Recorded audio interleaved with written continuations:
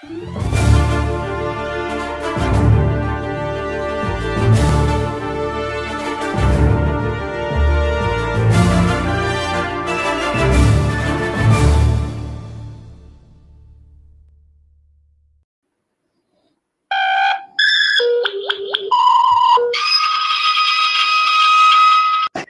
the circuit. All operating, sir. It can't be the screen then. And with those words, an empire of glory was launched, except not really, because this pilot was rejected initially by the networks. But hey, just for fun, I wanted to give everybody what would have been the first words of the Star Trek franchise, as spoken by Mr. Spock. Welcome back, everyone. Sorry for that slight distraction, to the Hit or Miss Star Trek podcast, episode number 3. This week, if you listened last week or you've been checking social media, you'll know that this week we're having a bit of a deep dive because of the nature of my special guest. We're going to be looking at the pilot episode of the original series, though, as I say, initially unaired, The Cage. Would you like to introduce yourself, special guest, and why we're devoting the whole podcast to this? Hello, my name is Will, and if you listen to these podcasts from Mike and also listen to his previous endeavors but got fed up of the sound of me, unlucky I am back on this as well. It's a bit different, of course, like Mike just said, because I've not actually watched Trek, so this was my first experience with Trek, but I, of course, did know one certain character. That's cool. Well, before we go any further, then I will start with what will be a much shorter first section, because the first section, as established in the first couple of episodes, will be the section that I like to call Hailing Frequencies Open. And that's just a kind of getting to know you. Normally, it would be a question of asking the guests sort of how they came to Star Trek and what some of their favorites are. But in your case, it's obviously just a matter of what I did want to ask was, did you have any particular desire to visit Star Trek before becoming friends with me? And were you aware of it before knowing my sort of insane mad fandom, and what were you aware of? So I know my grandparents really enjoy it. I live with them, so on the odd occasion I'd walk in and they're watching it and I see Spock, who is just iconic, just on the screen, and I thought, oh my god, that guy's got funny ears, doesn't he? And I was just it's Indeed. true. But I guess that's why he stands out so much, because of his slightly off appearance, and I really like that. But other than that, not really. I haven't watched it again. This is the first time I watched it from start to finish. And but since I did become friends with you, and you of course mention it a lot, I just thought eventually I will get round to it. And this is kind of like piqued my interest, because as you'll find out, I did like the episode, the pilot. Spoiler alert, but that did its purpose in making me interested in what else is to come, and how the scenes are reintroduced in series 1, and I'd be really intrigued to know how they are introduced, or what's a bit different, because I know Doctor Who had a pilot, but that was actually aired. Like, it was aired at this first episode, but this wasn't actually aired until like the 80s, like until like however many series have gone by. So I think it's played its part in making me interested, but it wouldn't have worked like that for the original people who got brought up, like you. Well, no, that's the thing. It actually did work that way for me, because I'm of that age that my mum, again, this is stuff I've already mentioned, but my mum subscribed to Britannia Video, and the first volume that she got had The Cage, because it was the first time it was available on an old videotape.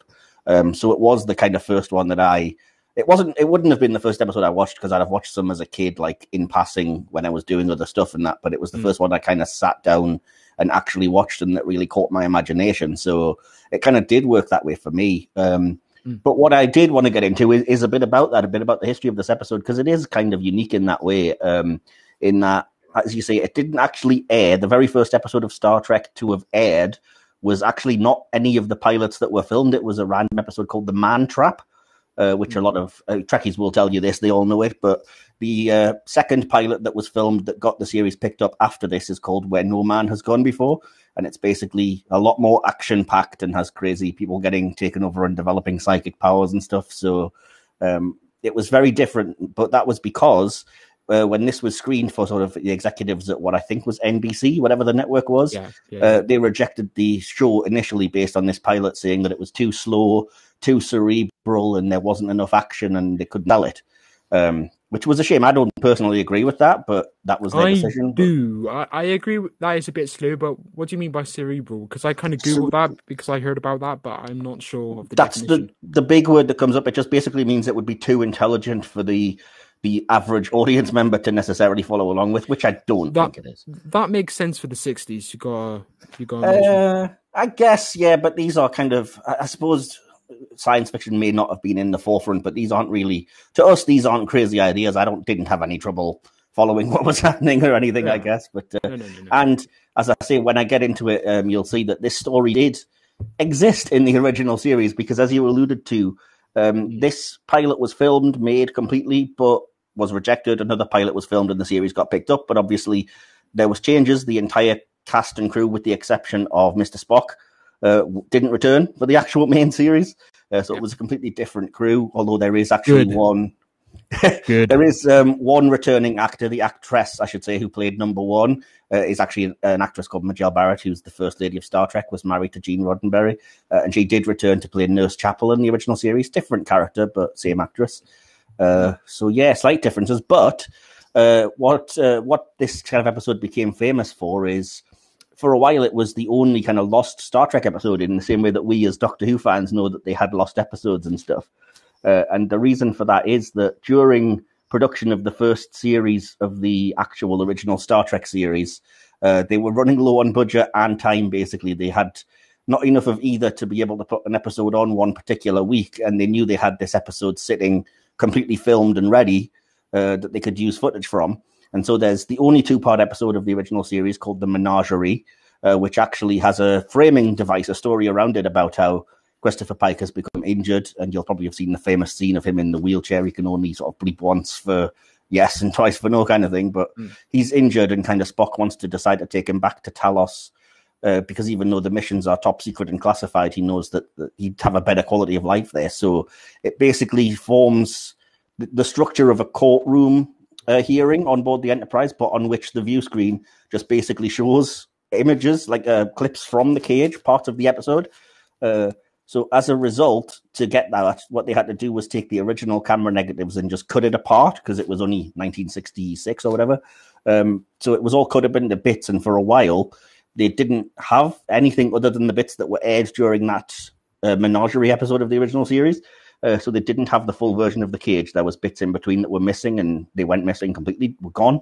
Eventually, they found the black and white version of it, and there was a version pieced together that did like the rounds on conventions and stuff that was color where they had existing footage, and then just dropped into black and white where they didn't, which is not great. It never was commercially available, but you can, if like me, you have the Blu-ray set of Series 3 of TOS or the whole thing, it's on there. Not recommended, to be honest. It's a bit jarring. But yeah, eventually, come the 80s, somebody found the original color negatives in full Doctor Who missing episode style, and the rest is history. The cage was recovered, it was remastered and everything, and now we have updated effect versions and everything. So that was Guess who's done their homework?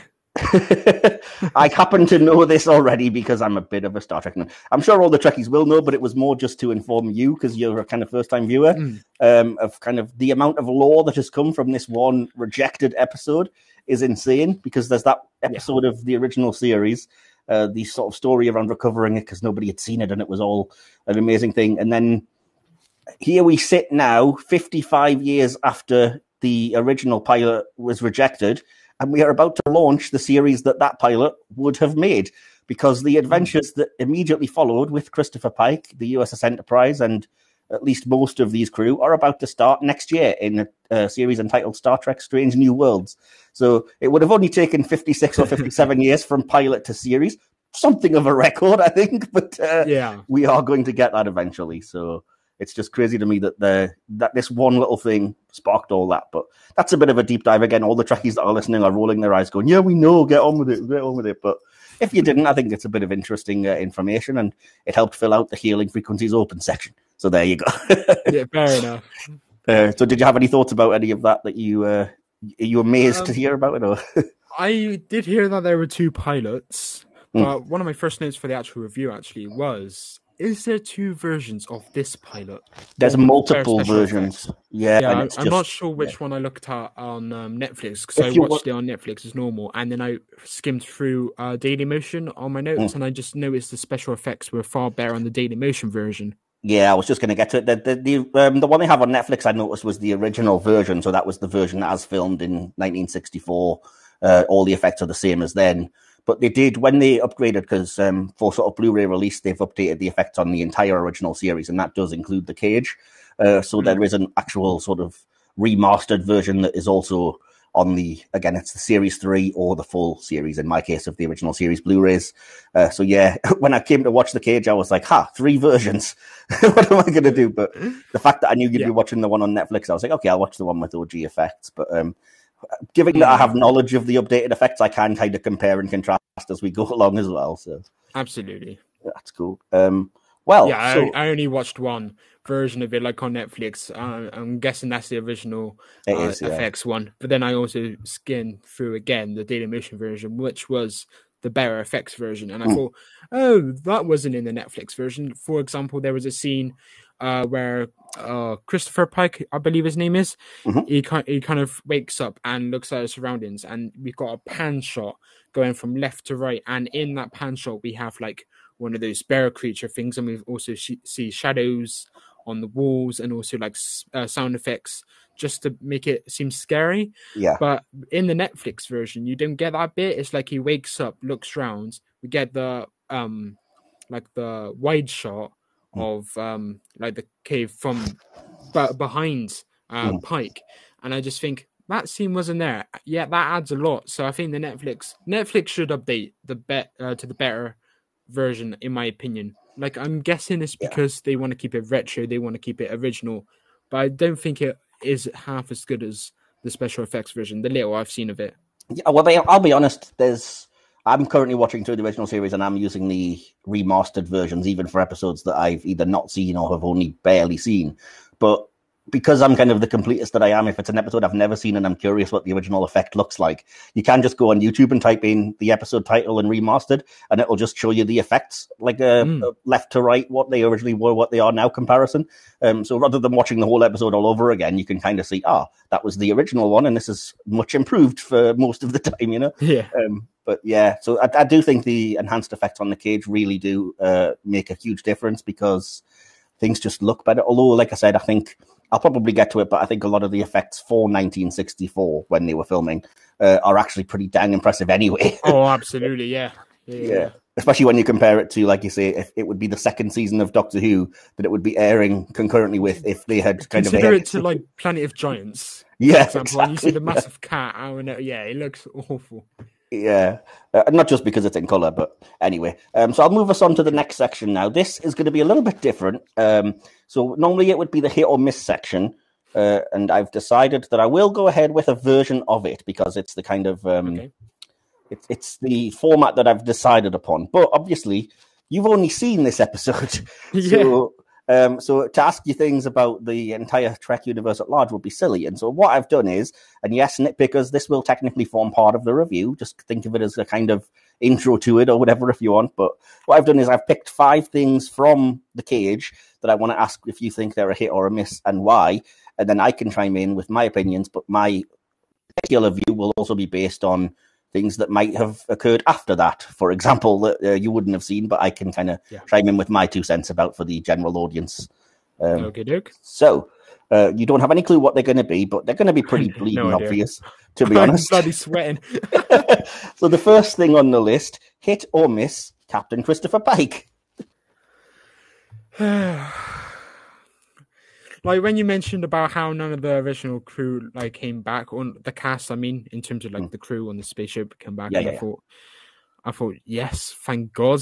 I don't know how it would have played out if he had come back, but in this, again, I've got to mention it, the performances were not bad, but there was just none that were remarkable, in my opinion. There were none wow, that is a performance and a half. There's nothing like you'd compare to the best Trek has to offer, I'm sure. Or I'm not sure, I'm just having a guess, because I'm sure that Star Trek has offered far better performances in this. And I think Pike is the like the leader is the leading performer in this episode, well, in the pilot episode, whatever you want to call it. And I think I did make a point of it in my conclusion, but you'd think in the pilot where you gotta have us like a standout story, a standout performance, that the actor would give it their all, and I don't think he did that. He was very one beat. He was very unextraordinary, and I think that kind of deteriorated from his character quite a bit. And I'm not sure if he was recast that character or if it was just scrapped and it was just a pilot thing. But for that reason, I would give him a soft miss. Okay. First of all, he was recast, and that's when obviously William Shatner as Captain Kirk came in. There's debate about whether he personally rejected the role, which I think was the I've read that he did. Wisdom. The prevailing wisdom for a while was that he said he was too busy and didn't want to do it. Now it's starting to come out that some people are saying he was actually not invited back by Roddenberry and company. Whatever the case, he didn't carry on. But yeah, not to get into a huge clash, but I'm going to massively disagree with you on this one. Oh. I actually think this is one of the strongest Trek performances. I really like it. I think the scenes of like Pike in his quarters actually feeling the weight of command is one of my favorite scenes in just general Trek, because it's not necessarily what you expect. It's got a bit of weight and gravitas, and I do think it's a story that completely foregrounds his performance and that character, because it's all about him and like trying to, he's so world weary at first and then gets shown all of his fantasies and can have anything he wants, but realizes that, in the end, you've got to live your life, as he says, bruised knees and all, otherwise you'll just stagnate and it's no life to live. So I kind of related to it and did like the character. I think the Trek universe at large picked up on him as a kind of great moral ideal as well, because he has since become the character, I should say, returned in the rebooted Kelvin timeline movies, they're known as. But that's basically just, he's entirely there just to recruit Kirk. He doesn't have a lot of character. But he did return in Star Trek Discovery Series 2 and became an immediate fan favorite as played by Anson Mount, because he was the breath of kind of Starfleet morality that I think that show needed at that point in its time. And he did a great job. And that's why obviously he's got his own series now. And so I have to say a massive hit for the character. But again, you're entitled to your opinion if you didn't like it in this. I will get into it during the review section. Yeah, cool. And again, you wouldn't obviously know the other appearances of the character, so that's fair enough as well. And again, not that there's a huge performance to put on the poor guy. Sean Kenny, who plays the role of the disfigured Captain Pike in the Menagerie, I think also is good with what he's given, which is basically just sit there, look disheveled, and press a button every now and then. But anyway. Yeah. Moving on then, number 2 on the list is hit or miss Spock. Hit. Oh, good. Very good. I did make a point in my notes again that I did see some reviews and people were saying they weren't too happy about his characterization in this compared to the future series. I have thoughts on that. Yeah. Well, positive or negative, I'm sure you might disagree with them, but yeah, again, it's like my only thought of Star Trek before this, and just when I saw him on the screen, I was like, yes. So I am too much of him. He definitely wasn't like the leading performer. That was definitely Jeffrey Hunter, or I think that's his name. That's right. Yeah, right there. Yeah, but yeah, I do like his persona. I like the scene, especially in the cage, where it's like the alien blue plant, and he just touches the plant, and he's like smiles at that, and he just like, yeah, that was a really nice moment. And the singing plant, yeah. Even though I haven't watched any Star Trek except from this one, it's probably kind of weird to say nostalgia-wise. Yeah, because it's an iconic image. Sure. I mean, I remember I was watching a kind of behind-the-scenes thing years ago where they said even if you've never watched a single episode of Star Trek, you know who Captain Kirk is, you know who Mr. Spock is, you know Beam Me Up, Scotty, and all that. So there's things that have become culturally known even if you don't know them, if you know what I mean. So yeah, I can completely relate to that. That's something that you would have as a touchstone to recognize in an episode where nothing else would necessarily be recognizable. So it makes sense. I'm going to go ahead and say I think the character of Spock, first of all, is definitely a hit. Anyone who knows me will know he's probably my favorite character in the entire franchise in all the various iterations. I did want to talk a little bit on the character in the cage, though, which is that initially I probably would have called the character in that one episode a miss, because as you mentioned, the character sort of smiles and laughs at the singing Talosian plant and stuff, which doesn't jibe with the character as he's supposed to be, as we see in the series, which is, gotcha. He wants to be a Vulcan. He's not supposed to display emotion, etc. Would have more of a problem with that, except that, again, Star Trek Discovery Season 2, many, many decades later, actually explains it. And, again, we should remember that Spock is only half Vulcan.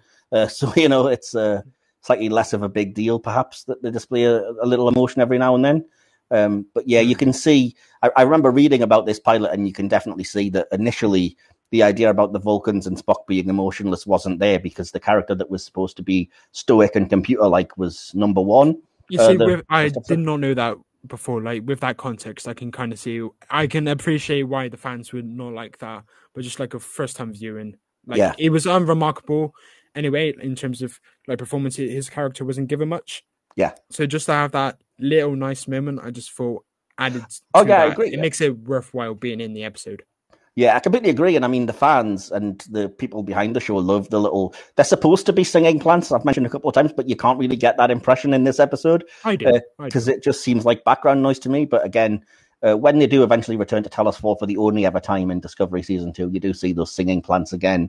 And there is a little callback as the lead character kind of smiles at them and everything. So I think it's an established and acknowledged scene, but it's understandable that, they hadn't written that character as they were meant to be, because, as I said, the female first officer was going to be the emotionless, computer-like one, but obviously that was one of the notes that came from the network was, are you kidding? We can't have a female in a position of command. It's 1960, whatever it is. So, which was a shame, because, again, that character took off and has been popular even, despite only having this one appearance. But, times change, and thankfully we've evolved beyond that. We've evolved, yes. Right on. But in some cases. I could be here all day for the rest of Spock, but just suffice to say that, Leonard Nimoy, absolutely the pinnacle. His entire struggle with his humanity and his Vulcan side throughout the entire franchise. Zachary Quinto in the reboot movies, same exact fantastic job. And then Ethan Peck now in Discovery and Strange New Worlds, giving it even a little bit more of that struggle and more of that humanity. Absolutely top notch. I think the casting has never missed. I think the character is the most interesting one the franchise has. So that's why I would go hit for Spock as well. Fair enough. Yeah, I agree. We've touched on this a little bit already, but number 3 of the hit or miss is the character of number 1, the female first officer. So she is the black-haired woman? That's correct, yeah. I give her a hit. I think she's a powerful lead character. I think she's got a very good screen presence in this, actually. Yes. I think she's a competent actress, absolutely. And again, actually, I was about to say something there, but I actually disagree. I think she was actually given quite a bit to do compared to some of the others in this story, and her kind of intuitiveness to actually kind of deploy the weapon at the end to kind of as a bargaining chip or whatever. I was just going to say that's my favorite part of that character. Yeah, the fact that she takes the initiative to say it's wrong to build a race of people to be slaves, and then sets the Fizzer to overload, which is it's easy to skip past that with modern eyes, but like I said, in 1960 something, a female character taking that level of initiative would have been probably quite shocking. Yeah, and I hate to say it, but I can't remember the ginger hair woman's name. Her name was Yeoman Colt. Like, she is what number 1 could have been, and I'm glad she isn't. I agree. That's all I can really say. So I it's a hit for me. I agree with everything you've said. Basically, Yeoman Colt is a little bit of kind of the sexist attitudes of the time, where it's all just, boobs and bum and walking around and, I'm so sorry, I shouldn't be on the bridge, and she's got unusually strong female drives and she fancies you and whatever, but I don't love that level of sexism, but again, thankfully we've evolved beyond it, and yet number 1, as I said, the fact that it's Majel Barrett, and again, you wouldn't know this, but the sheer level of respect that the Trek fandom holds for her, having played multiple roles across the entire franchise, including the voice of every Starfleet computer for pretty much 3 or 4 of the main series. Great actress, fantastic presence that you can already see here. And like I said, easy to miss perhaps with modern eyes, but that character surprisingly kind of strong, cliche, but strong, independent woman that can actually stand up for herself. And, even in those times, I hate the line about oh, I can't get used to a woman on the bridge. But even then, he says the exception is number one because, she earned a place there and she is a woman doing it for herself, I guess. So, yeah. And again, the recasting I don't think was terrible. Rebecca Romijn plays the character now in Discovery Strange New Worlds, and she's good. She's no Majel Barrett, obviously, but she does a serviceable job. And now, again, after 5.5 decades, we finally have a name for the character, which apparently is Una Chin Riley. Oh, that was worth waiting almost 6 decades for, wasn't it? Yeah. Not, but never mind. Yeah. So number 4 on the list, anyway, is the Talosians, the alien menace, I guess, of the episode. Hit or miss? The Megaminds. The Megaminds, indeed. I did make a few points about this in my review, so I'll probably leave it for then. Right, okay. But I do like their design, I'll say that much. Yes, definitely. And I think they're decent villains. And I think the use of telepathy is really good. And I did see someone review it. And I think they said something along the lines of Trek doesn't actually have like proper aliens in the series, at least early on. So to have this like alien, like humanoid, yes, but more like alien kind of look is actually a really strong point of this episode. So I've got to agree, just with the ignorance that I haven't seen the actual series. So again, that's probably another positive that I'm sure you'd agree with, maybe. But yeah. I don't even know. There's some pros and there's some cons with them. Okay. I think they were defeated pretty easily in terms of the telepathy and whatnot. But I see, yeah. I'd give it a soft hit, but I'd dabble on soft miss as well. They're not like a strong hit. Okay, that's fair enough. In my opinion. I can see where you're coming from in the regard of the level of power that they have at the end is very much like, you dealt with it very quick, but I think they get around that with the fact that they're more moral than you think they are. But again, I'll get into that a little bit later on. But yeah, I like it because I just really like this design, but I can't tell if it's actually like really impressive and iconic, or if it's just the fact that I was 10 years old and it's the first like alien thing I'd probably ever seen on TV that I'd sat down and watched. So I was like, that's insane. And I do love that, you may have come across this in your research, the idea that to make them even more alien, they are female actors in the prosthetics, but males doing the voices. Are they? Which gives you that level of disassociation that I think is just like, it makes them just weird and alien enough that you're like, ooh, there's something weird. That voice doesn't match that appearance. I didn't get that impression at all. I thought they were men. Okay, well, fair enough. In this episode, they're all women, but again, the men do the voices. Although there is a story about they had to change the voice of the head Talosian to sound more high-pitched because the actor who did that voice appeared in the Menagerie in a different role, and it would have been confusing. And I'll not get into that. That's a whole other thing. But I just like the design of the Talosians, and I did make a note earlier that the only other time Star Trek has had them appear, and it's only once, was very recently in Discovery. And it's quite telling that they look worse, despite the fact that it's well over 5 decades of advancement, and yet they've overdone the makeup and stuff on the new ones that I don't think, like, they don't look as good. They could have just kept with the original look, I think. And they don't. In that case, they do kind of just cast men and have men voicing, so there's not that cool level of disassociation either. So, but yeah, so I would say in this episode, at least, I think the Talosians are a massive hit because they're a cool sci-fi concept that's very out there, and they were, as you alluded to, they were a very alien concept for a Star Trek series where, giving somebody pointy ears or a ridgy head can make them look alien. It looked at least a little bit more imaginative than that. So yeah, there you go. And the final thing on my list then is the character of Vina. Hit or miss? Hit in what context? Whatever context you like. Miss. Again, I'll get into it in the review, but it's a miss from me. So suffice to say, you're probably saying appearance-wise, hit, character-wise, probably a bit of a miss. Absolutely. Okay. I don't want to get too far into it. In terms of dialogue, in terms of motivations, we'll get there. Okay. I will probably, I can't really say too much here because I'll get into it later, but I think the character's a hit. But I'm probably going to agree with a lot of your potential criticisms and bugbears, but yeah, I like the idea of the character and especially the kind of big reveal at the end that I'll touch on later. So I'll say hit. Okay. Since we went over... Sorry, go ahead. Cool to do the hit or miss, isn't it? When you have to do it based on the one episodes that we're actually reviewing. It's a unique circumstance. I mean, in the case of most of these things, the last sort of few things, there's only this one episode for a while that we had. I mean, in terms of Vina, there's only this and then one Discovery episode that she's barely in. So there's not really... I don't have much more than you to go off, you know what I mean? So, okay, yeah. In that case, anyway. So, yeah. Regardless, since we went through that one quite quickly, one thing I did want to ask your opinion of, because again, it's easy to forget sometimes how things that became iconic started out. So would you say the Transporter is a hit or a miss?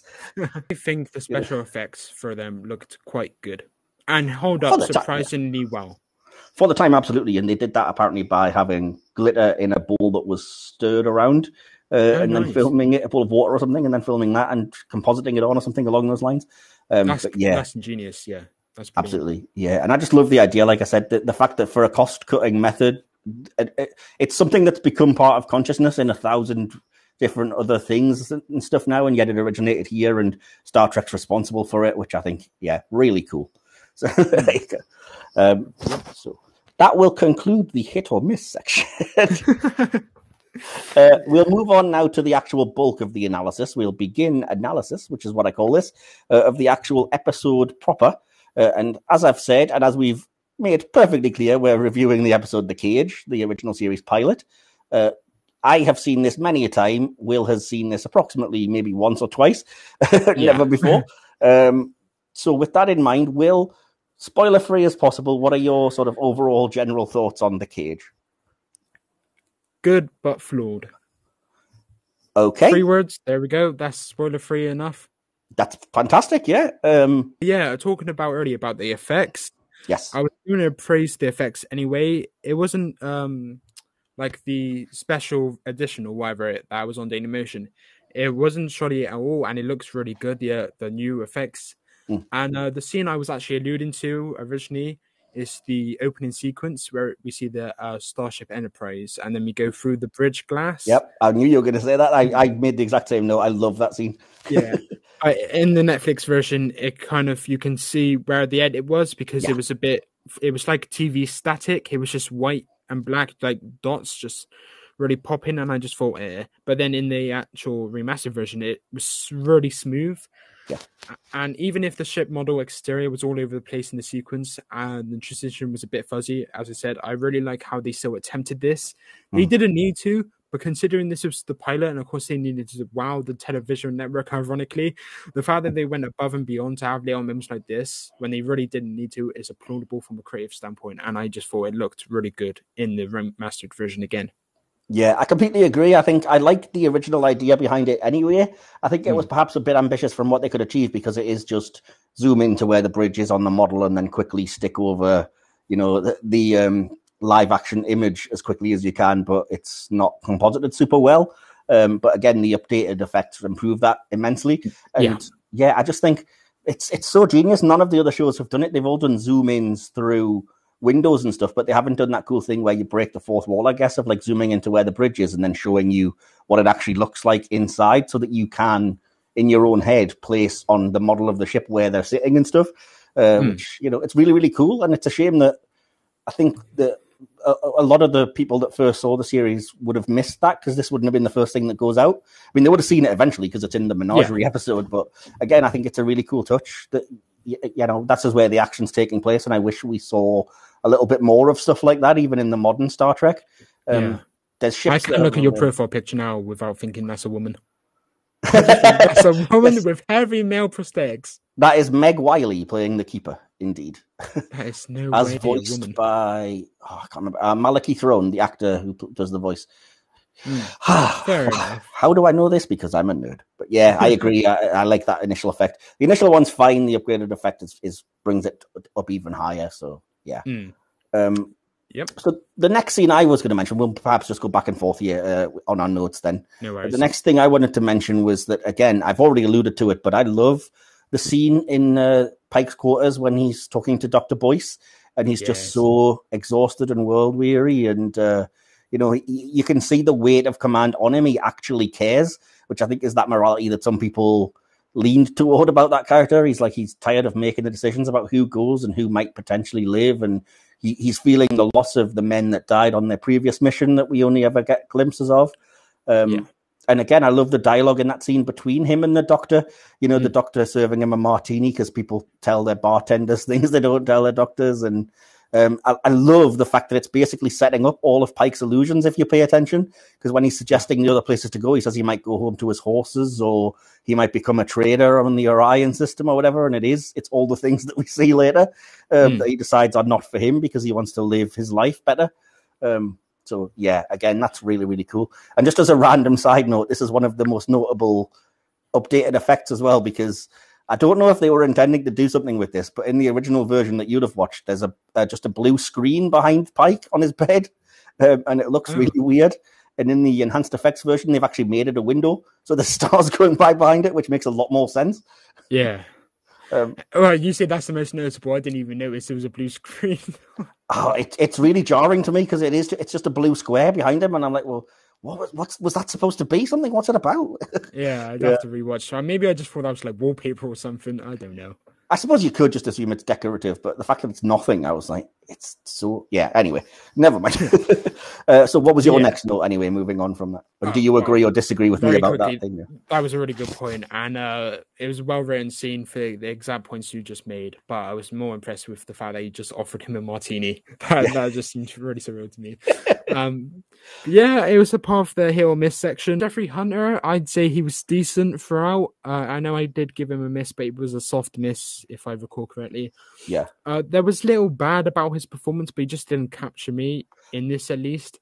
As an actor, competent of much more, he seems very one note. I mention him solely as, of course, he was a lead performer in this pilot. That being said, I do like how he was written as the antagonist, sort of at the start, where he didn't want to follow up on the distress signal to then be broken down piece by piece once they eventually do. It proves his earlier point right, sort of, but it shows that no matter what, empathy always reigns supreme one way or another, and I believe that's one of the themes of this pilot: empathy for the universe and its people. 100%. I made the exact same note that it's Pike's world weariness that interests me, but it's also really telling that as soon as he learns that there are survivors, he doesn't hesitate. He immediately sets course, even though he doesn't want to. Which, again, like you said, it is that whole point, is the empathy. You've got to care about other people, and even what might have been his most selfish, he still cared, which is a small little touch, but an important one. But again, I see, just to your point, I can see where you're coming from in terms of why you might not have loved the performance, because there's not a lot of dynamism to it for the majority of the episode, because the whole point is that he's supposed to be so worn down and beaten and kind of sick of the universe. So I can see where you're coming from with that. It's not perhaps the greatest idea to have started your series with your lead sick of things that you've never seen.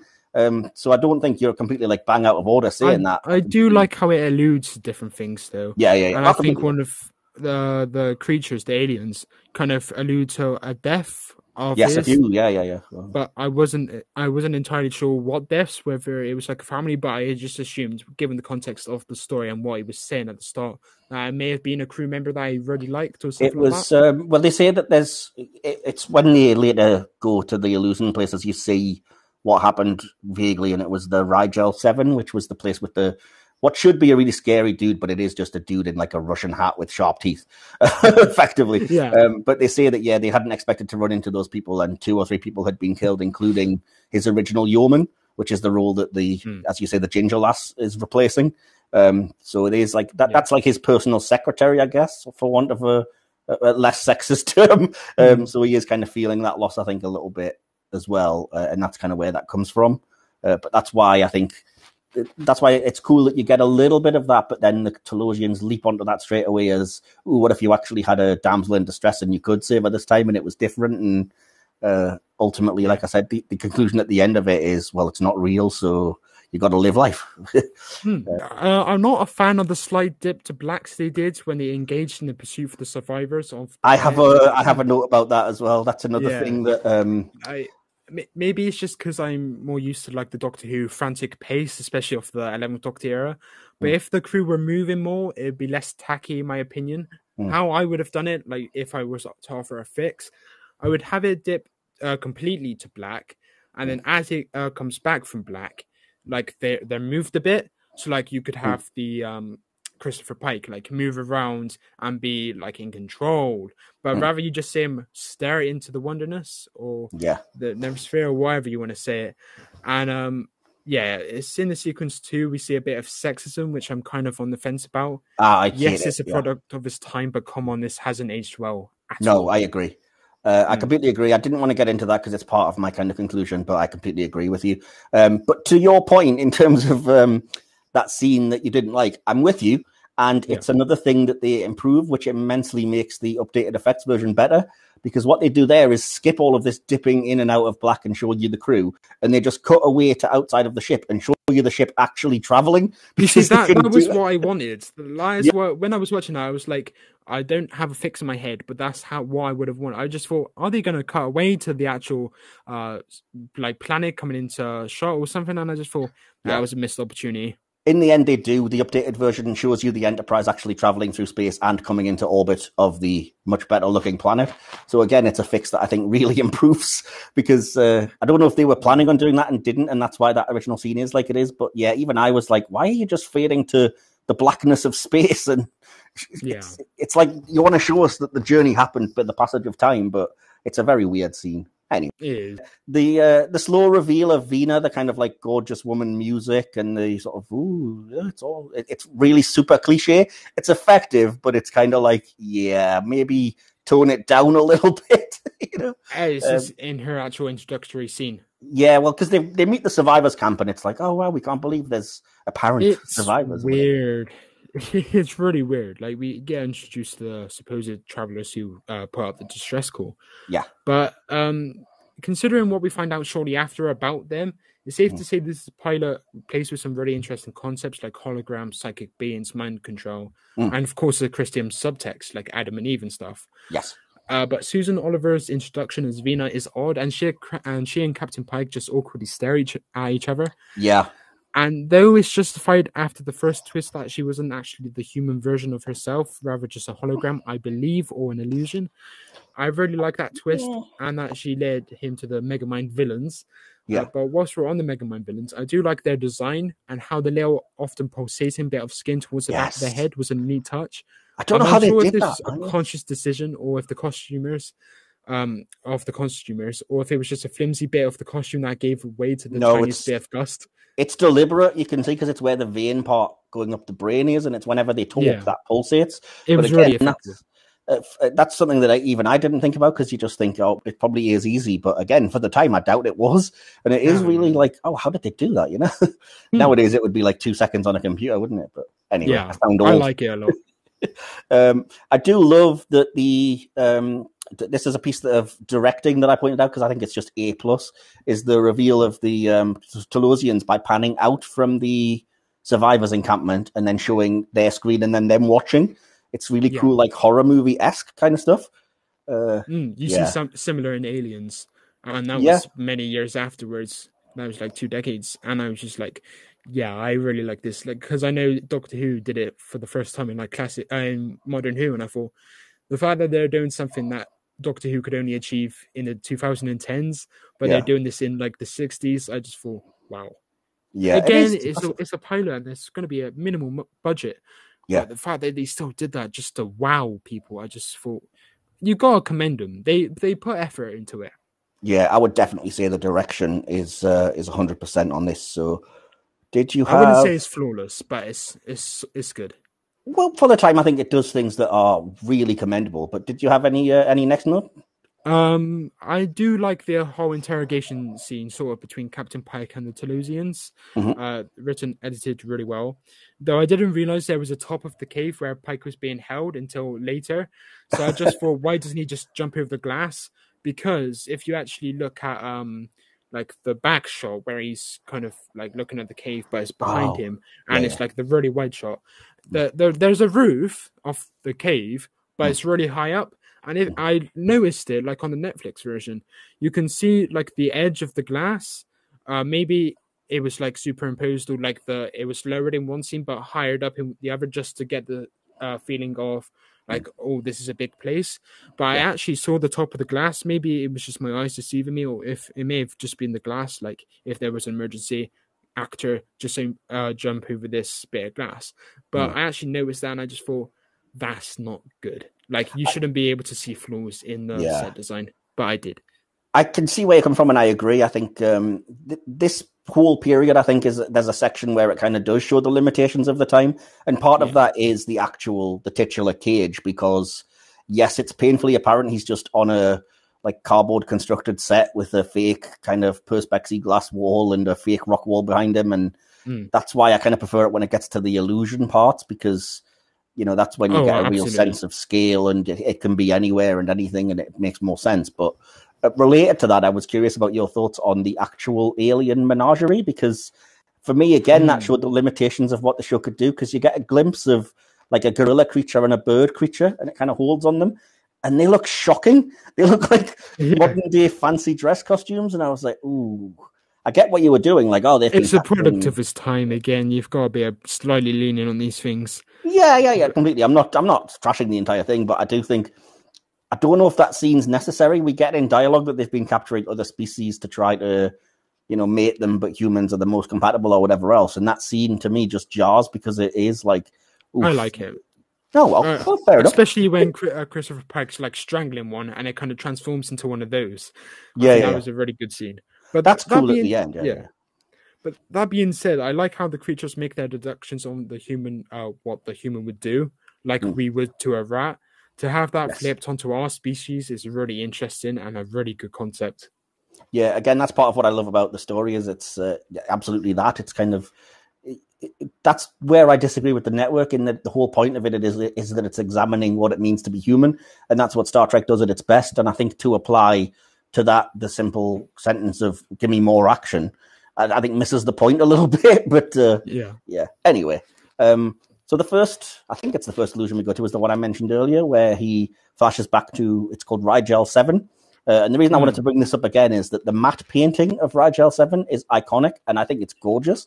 Is that the one with the purple planet in the sky? Yeah, there's like a purple planet or a moon in the sky, and you see what looks like a castle. I love it. I love that. Yeah. Yeah. When you think that is a painting that somebody did, that's not special effects or CGI really or anything, and it looks so bloody good, Yeah.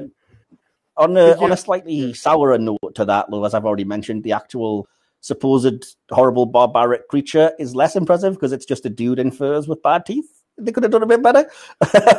Oh, what's his name? Kayla. Oh, is it? Kayla? It's news to me, but okay. I believe it's Kayla. But I do have some like one or two notes just up to this point that you want me to read out. Go for it. I do like, again, I wrote this a bit later on, and then I thought, no, that happened before, so I'm not sure where in the episode this happens. But I do like the punishments, which makes me sound like a psychopath. But I added a little something to keep me on the edge of my seat, in terms of, okay, everything is not comfortable. Pike can deduct and learn as he wants, but not without consequence. Yes. And particularly when he transported to like the fiery pits, and the wax-like liquid coming from Pike's arms is really grotesque, and I was blown away at how they executed that. It was fantastic, in my opinion. That was another image that stuck in my head as a kid, because it seemed a heck of a lot more terrifying when I was young than it is, but it's even still, I mean, clearly it is effective, because it had the same kind of effect on you. And yeah, it gives you those stakes, because if the episode had just been, here's everything you desire, and Pike whining and like, I don't want it, it would have been like, well, where's the stakes? But as soon as you introduce, do what we say, or we're going to punish you with our ability to give you anything. And then again, it's little single lines that are really chilling, which is that they say, this is from a fable you heard about in childhood, but from deeper in your mind, there are things even more unpleasant. I was like, you didn't even need to show us anything. The very idea of that is just like, whoa. Exactly. Yeah. But to get back to the point you were at, I do really like the whole scenery switches. Yeah. Not only do the teleportation / holographic world transitions look really cool, but it's hard to fold the backdrops, as you mentioned, especially the one with the pink or purple sky with the planet taking up a lot of the skyline. Yes. It looks really great, and that's where I kind of get to the negatives, but that was a massive positive. And the fact that it's a painting and not just like, I don't know, a PNG just image like on a big sheet of paper is like amazing, or It cloth, is. or whatever you want to say it. But I yeah, would say the same thing personally as well about the scenes in when they're having a picnic and they're in Mojave, because that's where Pike's from, yes, and they actually have the futuristic city in the background and mention that this used to be a desert, but now it's a. And again, it's a painting of like a futuristic city, but for me, it completely sells it. So not as well as this one, in my opinion. I'm on board with it, but that again, you might prefer the updated version because again, the updated effects improve it, which I Yeah. personally miss the original map painting in that scene. But again, you might Okay. think, oh, it's cool having the CGI actual feature city there; it looks better. But yeah, Yeah. I think that's just something that's worth noting because people can technically compare and contrast and see which they prefer. So there you go. I thought the method of Pike killing the actual barbarian dude was actually pretty clever, like making him fall onto the spear that you just sort of stand upright. But naturally, there was no blood because, network television. The choreography was really impressive in that scene. It was. So then, yeah, moving back on to where I was, sorry, which was the kind of picnic scene. I just made a note of some dialogue that I love, which is from Vina, where he says it's weird because she's not anything that he would recognize, and yet everything else is, it's his horse and his hometown and stuff.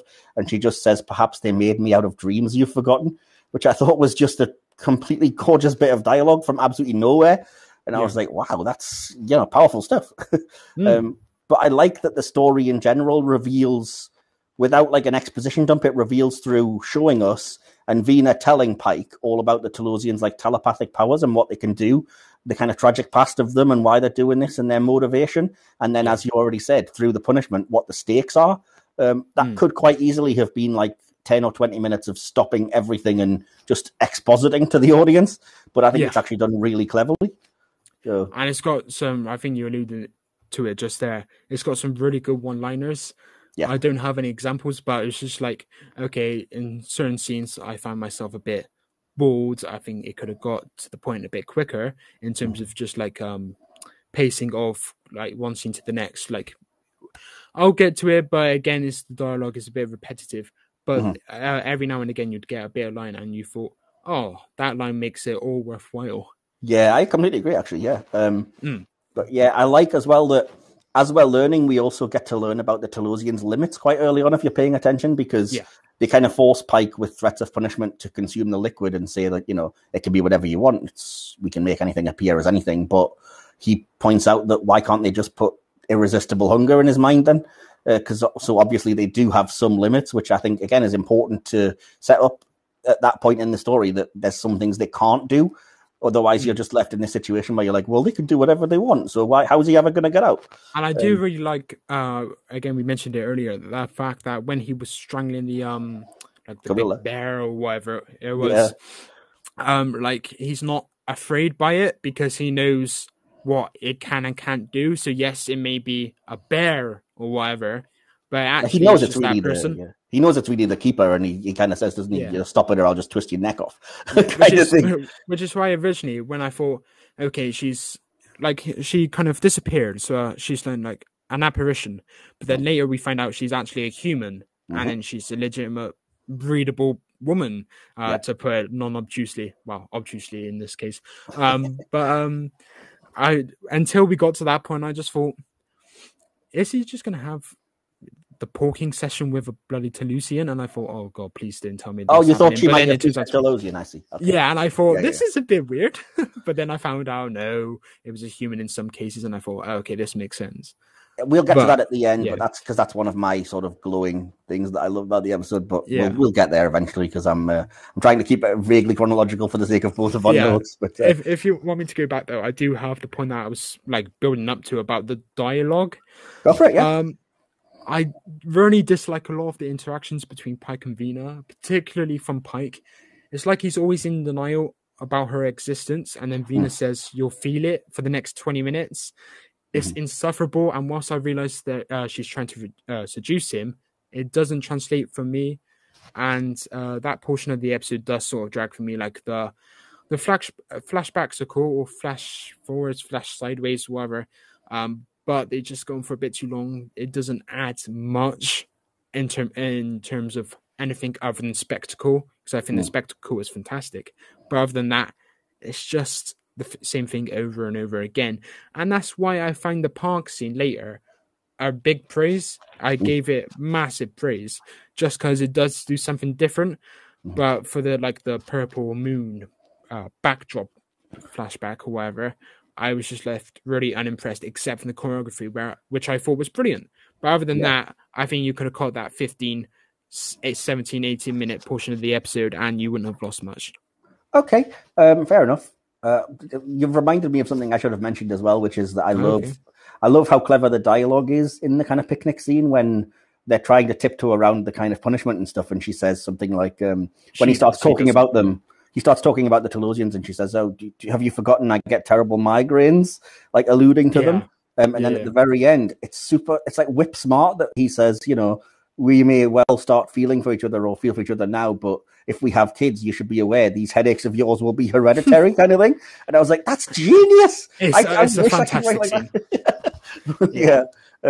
So again, it brings it to the forefront what the actual stakes are here, which is because you might think to yourself, well, just stay. She's, eventually you learn she's human. She's going to look gorgeous. And you clearly have feelings. So why not just stay? And it's kind of like, because they would just enslave a species of kids and that ain't cool. Yeah. And he kind of concede to that idea at the end. He says, you send these two back and then I will stay here, like a life for a life, for trade or something. And I thought that was pretty good as well. But then, of course, no one primes the device. And I think, that's good as well. Yeah. Related to that was the other note I made, is that Pike, throughout the episode, he shows how moral he is, because even when they take Vina away to punish her, he specifically says to the Talosians, "It's my fault, punish me," instead of her, even when he knows how severe that punishment can be, which I think, again, is a key little moment that gives you everything you need to know about that character. I think he did lose it a bit in the park scene as well. If you want me to jump forward, I do have a note about that. Well, that's not really forward, but go ahead.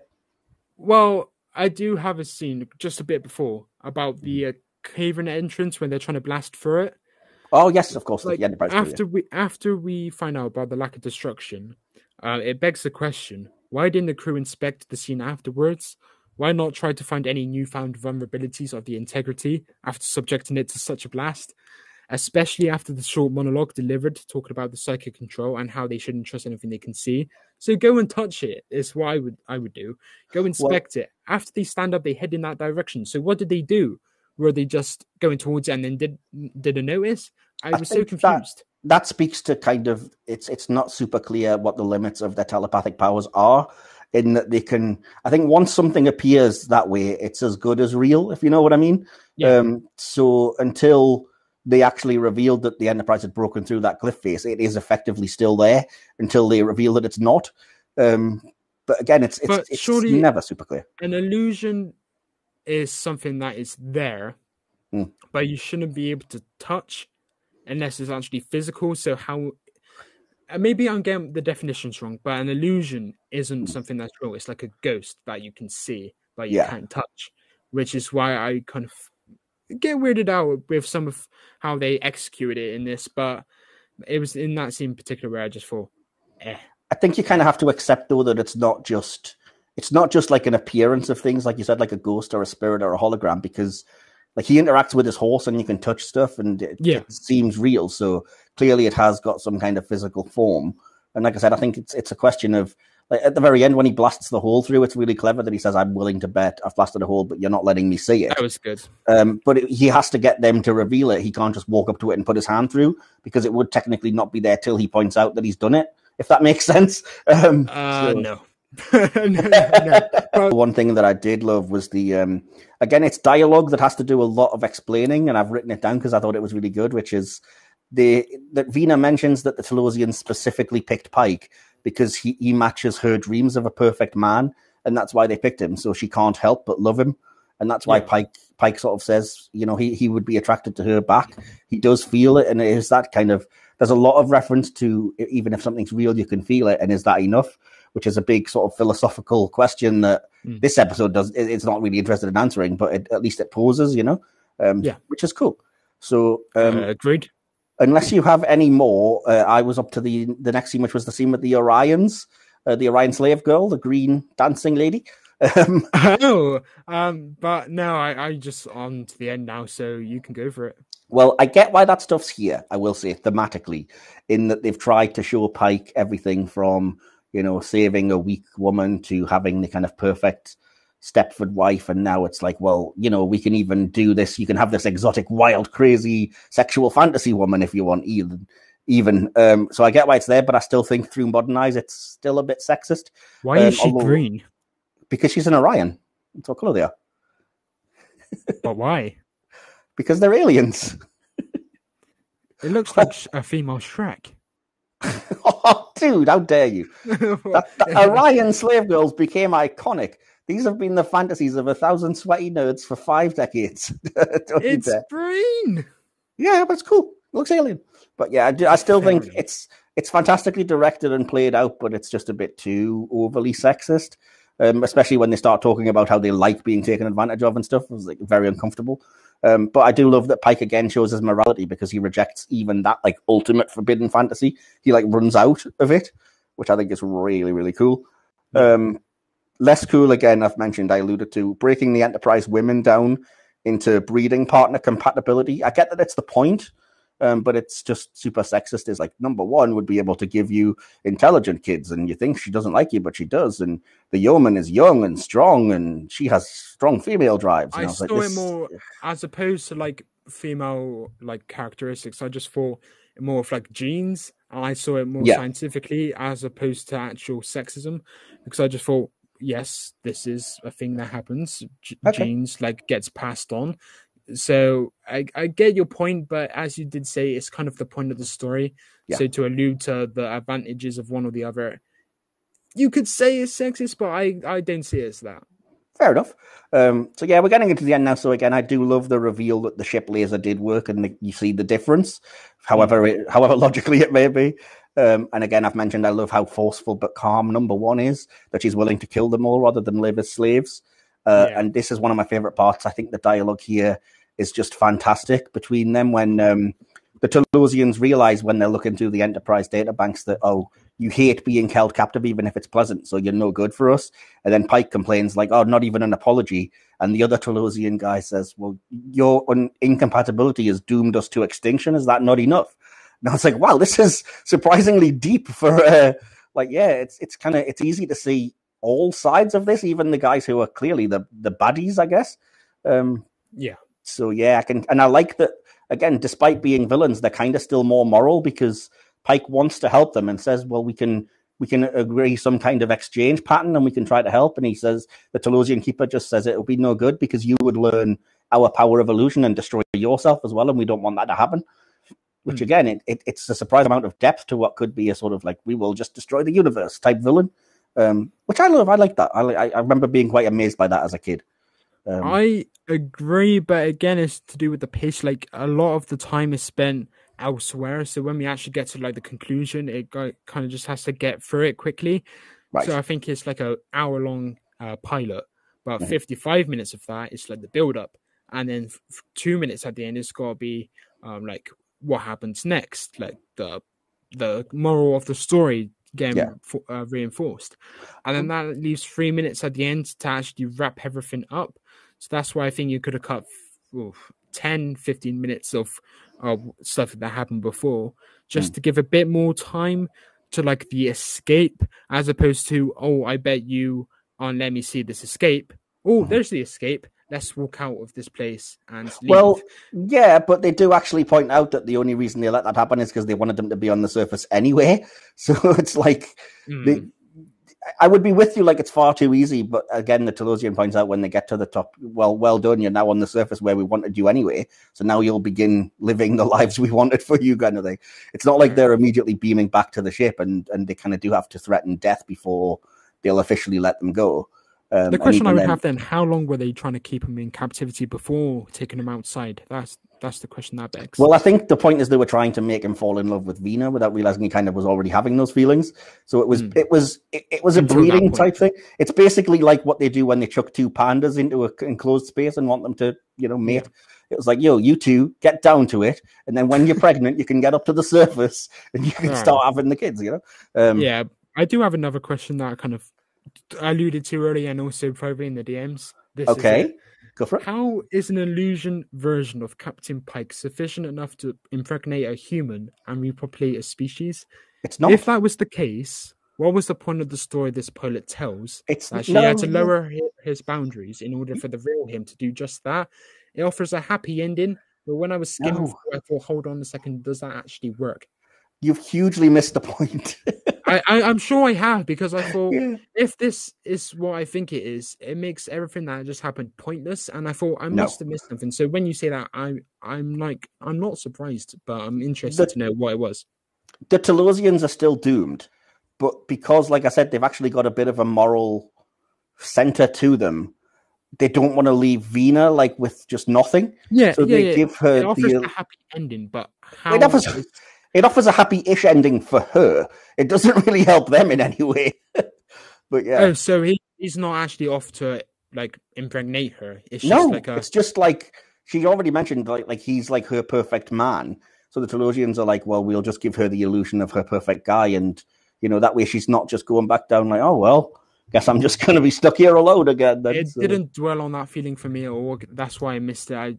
Like if that was nowadays, you'd get a bit of I think it was music perfect. and I just think a it was little bit of perfect. somber music. I think it was Fair enough. sold in the dialogue and the actual thing because, and again, I'll deal with it when I'm dealing with the next part, which is that I absolutely adore the Vina reveal because it was a true shock to me the first time that I watched this, and I think it's so unexpected and so jarring and so impactful that you learn that she can't go with Pike and Co. And the reason why is that, again, so much in just one line of dialogue, which is they rebuilt me and everything works, but they'd never seen a human before. And I was like, oh, fuck. The actual image that puts in your head is as bad as the... Even then, she doesn't even look dreadful for like a reconstructed human. So I just think she pretty much does, dude. They had no reference to go by, but you still, if you look at that, you just say deformed human. You wouldn't say, what the hell is that? You'd still say human. Yeah, no, of course, but they are humanoid. But they had nothing to go by, so... But they're humanoid, so they can see things that are on a basic level of, like, this is where legs go, this is where hands go, this is where a head goes. Sure. But beyond that, it's like they wouldn't have the first clue, which is why you end up with the kind of one arm lower than the other and a hunchback and, like, horrible disheveled face that you don't quite know what's going on there and stuff. But and she's older, of course, which, heaven forbid. But, yeah, I just love that reveal because... Again, it's nice. It shows the morality of the Talosians that they were like, well, we only show you this because we wanted you to know that her desire to stay was honest. And then again, so much in so little dialogue, which I completely got even as a kid, which is like Pike actually caring for her just says, will you give her back her illusion of beauty? And the keeper replies, yes, and more. And that's when you see the illusion of Pike that she's now got to leave with. And I was like, oh, that's so brilliant and so fantastic. But even if you don't like it, I will say that that's not the end of Pike and Vina's story. And leave it there in case you ever do get to watch the original series. I will. Or beyond. But yeah, I love that ending. I think it's really nice because it shows, again, what you alluded to earlier. There's just a lot of empathy on display here, even after all of the conflict and the kind of evil behavior and stuff. And even though the Talosians are, scum that have been kidnapping species and stuff, in the end, they almost, I guess, come good because they care enough about Vina and, like, she can now appear beautiful and have her perfect man. And, even the last line of, she has an illusion and you have reality. I hope your path is just as good. And then we get back to the ship and very quickly have a quick line about how the Doctor is a perv and then off to new what would have been cool adventures, but we never got them. So there you go. Yeah, but talking about the ending, I do like the final bit on the Enterprise. Mm-hmm. It had some really funny moments before we go into the credits with the theme track that I really enjoyed listening to as the episode came to a close. I thought, blimey, what is this music? It was quite different to what was actually in the episode. So I thought, what is that music that kind of rolls out the credits? I really like it. I think it's just the Star Trek theme, isn't it, by Alexander Courage? Is it? I could be wrong, but I think so. I would have to look it up. Even if it is, or if it isn't, it was a really good piece of music, and I really enjoyed it. And I thought, yeah, that was a good end, kind of. Again, I did miss the point a bit by the sounds of it, but that last bit on the Enterprise, good stuff. Cool. And that wraps up my review.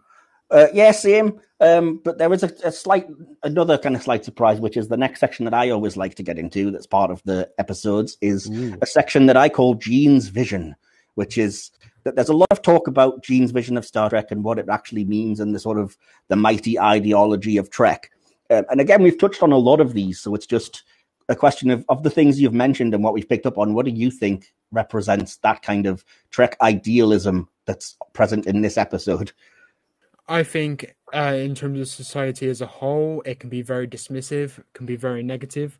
But I think the overriding feeling of this episode is you've got to just do better. You've got to go for it. If you're unsure about something, or if you're nervous, you should just go for it, give it your all, and do what's best. And don't be in denial about things. That's what I would say. And be empathetic, be kind. Completely. I totally agree. That's the point. Yeah. Life is always better than, wallowing or an illusion. And that spirit of adventure is very Gene's Vision-esque. And then, as you said, just have empathy for other life forms is very present. But yeah, the things that I've made a note of, I think that I like that the Talosians are not sort of mustache twirling visions is kind of a nice touch. And that's very Trek-esque, even though they're not perfect, obviously, but they have a bit more depth to them. And again, as you said, the idea that man will always desire freedom to kind of push their boundaries and literally live their own life. And then again, a bit of dialogue that explains that is when Vina's talking about the Talosians and says they found it's a trap like a narcotic because when dreams become more important than reality, you give up travel, building, and creating, which is basically that those are the things to strive towards, the unique, cool things that make us human. So yeah. And I've mentioned I like that Pike actually cares about every one of his men. I like that we've got a strong female first officer, even if there is some sexism. I like the relationship between Pike and Boyce. I think it's very much a forerunner for Kirk and McCoy, the kind of doctor and the ship's captain. And yeah, that's literally... Is that your conclusion, or is that your final note? No, that's how it fits into Gene's vision, but I do have a conclusion as well. So what I'll do, I will get your conclusion and score, then give mine, and then I have the sort of audience interaction section, and then we can wrap it up and go, if that's okay. Nice. Yeah, that's fine. Do you want me to go first, yeah? Go for it, yeah. Give your conclusion and score. Okay. The Cage is a conceptually interesting pilot, even if its execution is unremarkable. There are no standout performances, as I've said, in this one, which, looking at it one way, fine, is their first attempt. But looking at it from the other way, such an important episode to get right, you'd think the actors would have given it a bit more. It's often really nice to look at. It's ambitious, and though flawed in quite a few cases, the most notable being the pace, is really solid. Though, as I said previously, unremarkable piece of television. Kind of. It wasn't televised, but still. Yeah.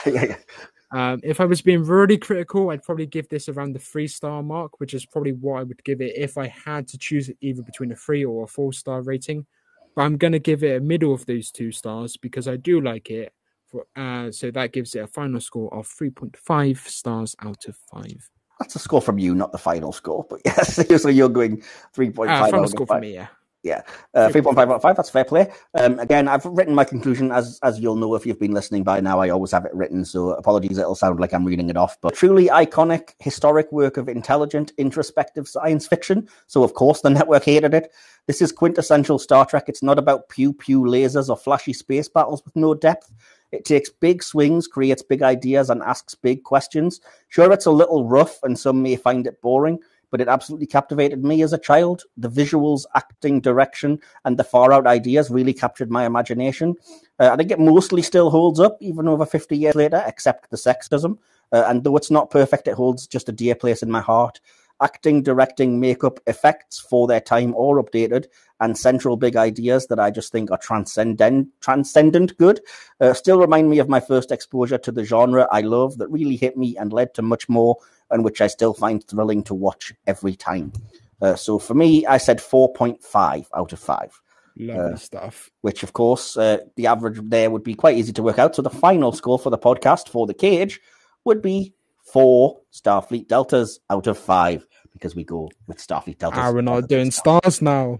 No, I do Deltas, but it's the same kind of thing. It's the Starfleet symbol, basically. So Gotcha. That would be the final score, would be 4, and that would place this at second place on the current leaderboard, directly between Lower Decks' No Small Parts and Encounter at Farpoint from Next Gen. So, yeah. The final section, as per usual, will be what I call the subspace communication section, which you could just call audience interaction if you were less of a Trekkie nerd. So as I've done every week, I sort of put out a tweet asking what are your opinions on The Cage, and maybe some questions like when was the first time you watched it and what kind of impact did it have. And I did have a few replies to this. And the first person who responded was at RawBirch333, who just says, I must have been in my teens and it may have been a BBC special. I seem to remember it being a big thing. Might have been an anniversary special. Anyhow, too cerebral? I don't think so. But that's me looking back on it some 40 odd years later. It's better than the other pilot, in my opinion. So there we go. What's the other pilot like, in your opinion? This is far superior. The other one is just nonsense, quite frankly. Fair enough. I don't love it. It just gets silly. But anyway, at the Metal Hoovian replies, I got to watch that again. It's been years since I've watched it. Short and to the point. Yeah.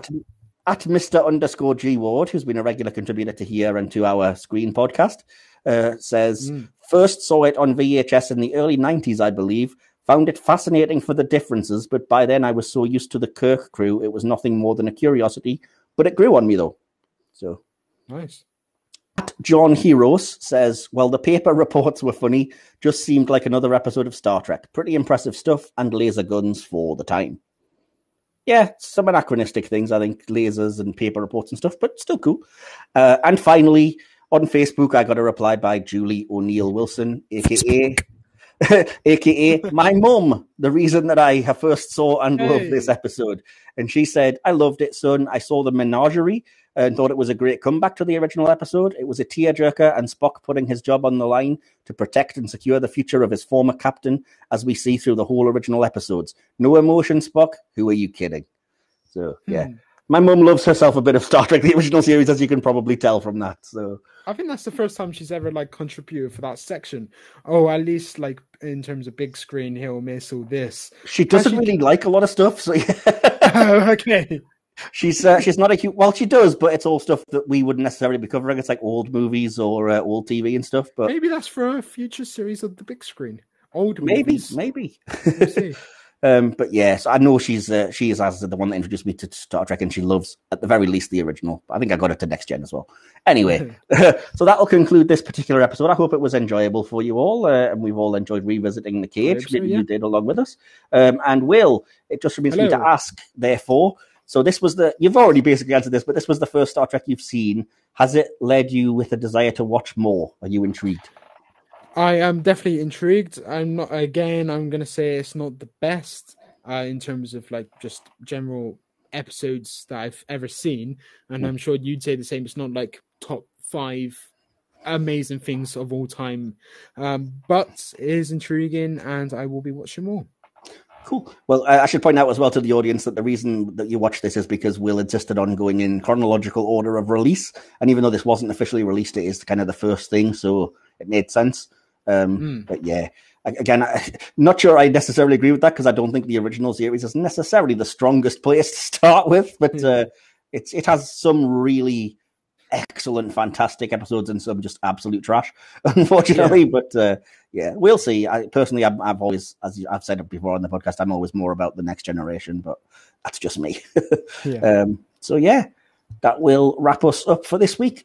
Join us again next week where I'm joined by Kelly Quantrill at Keltrill on Twitter, and we are going to be reviewing an episode of Star Trek Discovery entitled "Magic to Make the Sanest Man Go Mad."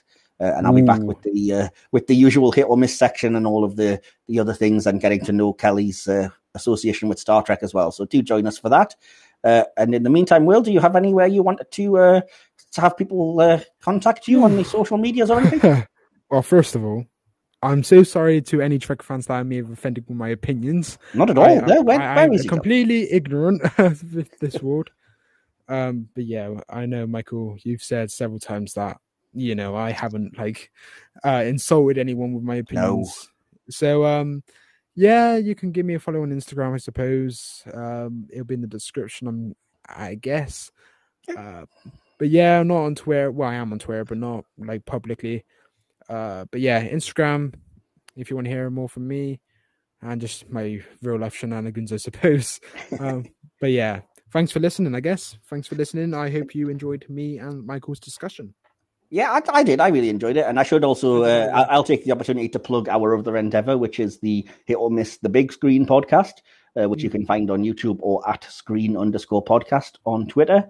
That will be returning with episodes soon-ish. But there's a good few episodes there to catch up on if you haven't, which I think I'm really proud of. I think we both did really good job I on think that as well. the episodes we've done so far are all, at the very least, very good. You can find me at Iron Mike Wilson on Twitter, or obviously follow the podcast at HoM Trek, HOM Trek. And yeah, join us again next week. And thank you so much for joining me, Will, and for delving, dipping your toe into this mad world of 802 episodes and thanks for introducing me. 13 movies. So I will catch you soon. And in the meantime, remember, we are Starfleet. Live long and prosper.